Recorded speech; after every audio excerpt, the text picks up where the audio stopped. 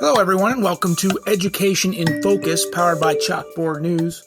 I'm Dan McCaleb, Vice President of News and Content at the Franklin News Foundation, publisher of ChalkboardNews.com. Chalkboard is a news website dedicated to issues related to K through 12 education. Joining me again today is Brendan Clary, Chalkboard's K through 12 editor. How are you, Brendan? I'm doing all right, Dan. How about yourself? I am doing fine, thank you. We're now into the middle of December. Holidays just around the corner. As a matter of fact, we're recording this on Monday, December 11th. Brendan, U.S. Secretary of Education Miguel Cardona last week hailed a new international assessment that shows a steep decline in American students' performance in math and declines in all other subject areas as well. So why would Secretary Cardona be praising the results when they appear to be not so good? Yeah. So this is an interesting story, Dan. Basically, he said compared to a lot of other nations, the U.S. scores are higher than those other nations. So it was I think maybe a calculated sort of tactical statement, right, on this to sort of say maybe it was not to try to play it off in maybe a different light. That's kind of how it seemed when you look at the scores, right? The test itself, it's from the OECD, the Organization for Economic Cooperation and Development. So that's, a list of, some of the top countries, and it's called the Program for International Student Assessment, right? So that's a big mouthful. But essentially, one of the notes on one of the country notes for the United States said that this is the lowest ever measured by the assessment in math, right? And they were not so bad in reading and science. This sort of it kind of said it wasn't so bad there, but it shows the result of the pandemic, right? And so Secretary Miguel Cardona, he said this shows compared to other countries that, America has, stayed up there in the rankings. And, there is a widespread globally, right? We did see there was large declines in math, and so that is the case. That a lot of other countries did do poorly, but I think that you kind of have to look at each country's individual performance, right, and the United States performance to see how we compare to ourselves. And I think that when you look at that, you see that it's the lowest math scores ever recorded by this assessment. So I think that kind of shows, it's a very different kind of narrative than what the Department of Education was putting out last week. So I guess essentially it's our scores are awful, but they're not as awful as everybody else's is the message maybe there, which isn't, that's quite a positive spin, I guess, to put on the scores. But the scores really don't tell us a whole lot new.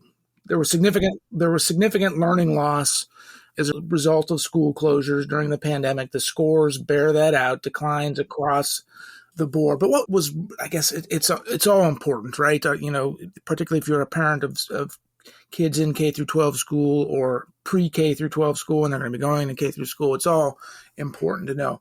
But a couple of other things stood out to me from the study that you reported on, again, at chalkboardnews.com. And that is, among his comments, Secretary of Education Cardona criticized Republicans for pushing for school choice, which he says would take money away from public schools, for cutting or holding flat on public education funding.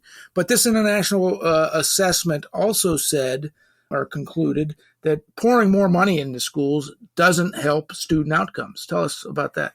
Yeah, so I thought that was a very interesting thing. And yeah, as you mentioned, Secretary Cardona said, about Republicans, they've proposed gutting education funding for our students and limiting educators' abilities to address student mental health issues and prevent violence, suicide, and drug abuse by cutting funding for our schools. And then he said this: "Let me be very clear here. You cannot increase your rankings internationally if you're not willing to invest in our students at home." But it's very interesting. The PISA, it basically refuted his claims that more money would be, sort of the surefire way to help students. It said that countries that spend more than $75,000 per pupil on education between the ages of 6 and 15, so that's like their cumulative over between the ages of 6 and 15, that if they spent more than $75,000, that those additional expenditures were not necessarily associated with better math scores. So it's an interesting thing. They found, up to going up to $75,000, that those additional expenditures did, affect how students would perform on mathematic assessments. But after you reach that $75,000 mark per student in that age group, It's more important about how that is being used, and that's more important than just adding more money. And it also found that in the United States, that cumulative expenditure over 10 years of age between the ages of 6 and 15, that was equivalent to about $143,000.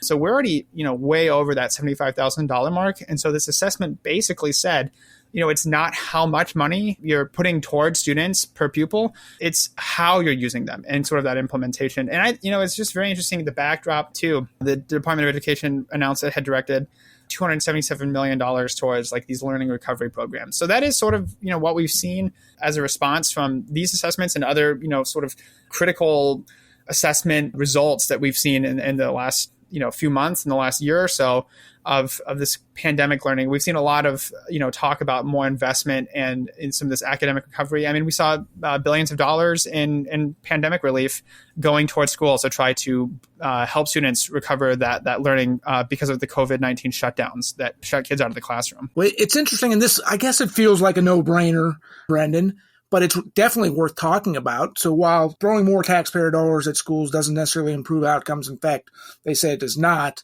parental involvement with students helps, particularly when it comes to outcomes in math scores. Tell us a little bit about that. Yeah, it's, sort of an interesting thing. It sort of is a common sense sort of, understanding that if parents are involved with education, you'd think that would help with academic achievement, right? And that's what the PISA found, the Program for International Student Assessment. Again, it found that in 2022, U.S.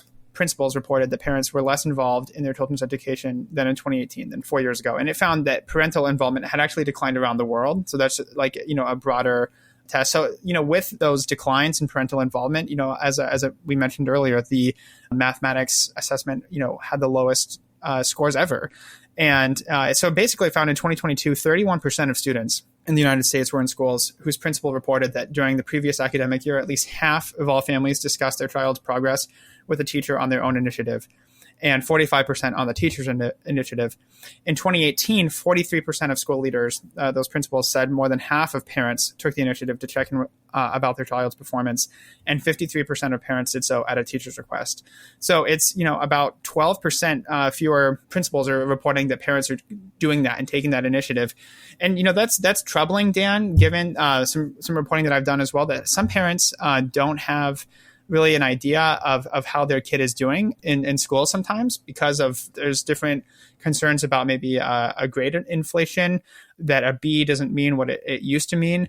So that was some reporting that I did earlier this fall. Gallup polling and a nonprofit called Learning Heroes, they found that while almost 80% of parents said their students received at least B grades, fewer than half of those students were reaching proficiency on standardized tests. So there seems to be some disparity between like how it seems kids are doing in school and what they're actually learning and what they're taking in. And that report basically said, if your kid has a B, it's worth going to a teacher and saying, how is my child doing? How are they in school? Are they behind? How can I help them? And that parental involvement, again, is a key factor.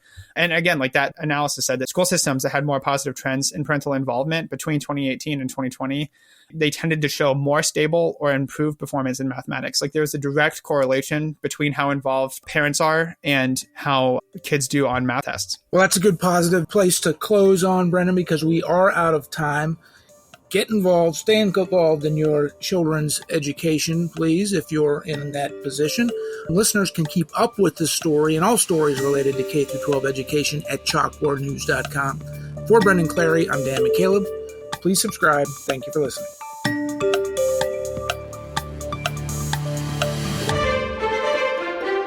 Knowledge is power, and you deserve to know what happens in your state government. That's why the nonprofit Franklin News Foundation is bringing you straight news journalism through the Center Square, reporting on state authorities and publishing stories that show where your money goes and who spends it. By supporting the Center Square, you can track politicians' use of taxpayer money and demand transparency from elected officials. This is how we can equip everyday Americans to hold their government accountable. Become a supporter of Franklin today at franklinnews.org/donate.